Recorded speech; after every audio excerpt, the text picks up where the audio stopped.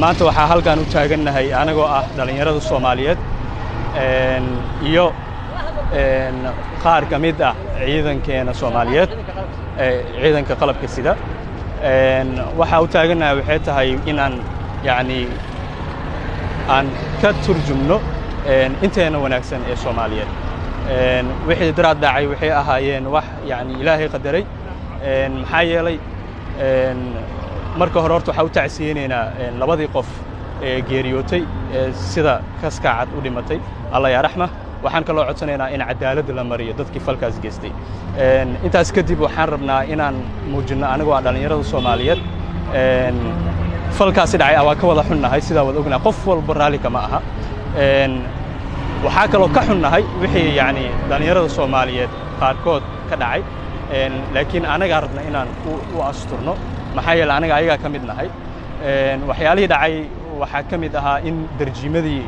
mataqaanaa danta guud ahaa lagu xadgudbo iyadoo ay muujinayaan dhalinyarada inay ka xumaadeen waa sax inay muujiyaan waxaas inay ka xumaadeen anaga dhanaa ka wada xun laakiin darjiinkaas wax ma haleynin waa dan guud hooyo uur lahaa fadhiisanayso awoowe soo daalaa fadhiisanaayo hooyo uur leh oo soo daashaa fadhiisanayso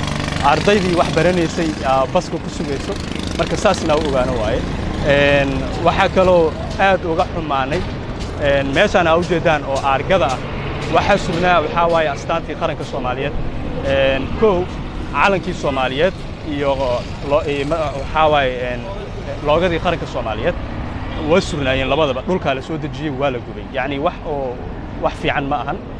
calankeena Soomaaliyeed iyo astaanta qaranka in dhulka la soo dejiyo wax oo dhalinyarada Soomaaliyeed ee ku farxan ma anagana kama yeeleyno mana ku farxeen insha Allah waxa kaloo jiray madaxweynaha oo kale sawirkiisa madaxweynaha waa astaan qaran waaye dhalinyarada Soomaaliyeed oo walaalaheen ah oo anagaba ka mid nahay waxaan ka codsanaynaa inay ilaaliyaan danta guud insha Allah